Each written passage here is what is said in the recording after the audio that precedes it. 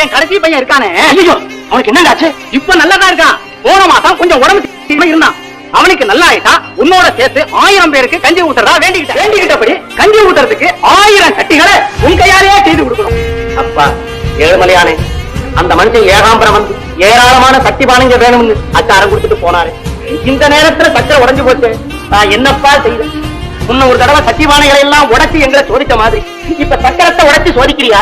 எதிர்பாராம சக்கரை உடைஞ்சு போறதுக்கு யாருதான் என்ன செய்ய முடியும்? ராமாயி, இங்க பாரு, இவன் கையில ஒரு சக்கரத்தை வச்சுக்கிட்டு அதை எவ்வளவு பத்திரமா பாதுகாக்கிறான். அதே போல நம்ம குழப்புக்கு காரணமா இருக்கிற இந்த சக்கரத்தை பாதுகாக்காம உடைச்சுட்டான். பாத்தியா, இவன் மனசுல கொஞ்சமாவது கருணை இருந்தா நமக்கு இப்படி எல்லாம் கஷ்டத்தை கொடுப்பானா? அப்பா வெங்கடாஜலபதி, நாங்க உங்ககிட்ட பொண்ணை கேட்கல, பொருளை கேட்கல. வாடிக்கையா எங்களை தேடி வர்ற வியாபாரம் கிட்ட நாங்க நாணயம் தவறாம நடக்கிறதுக்கு வழி செஞ்சிடப்பா.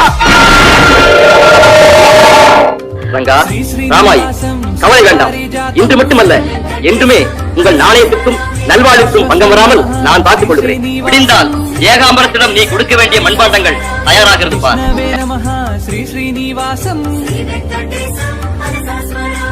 எல்லோரும் இன்புற்று வாழுங்கள்.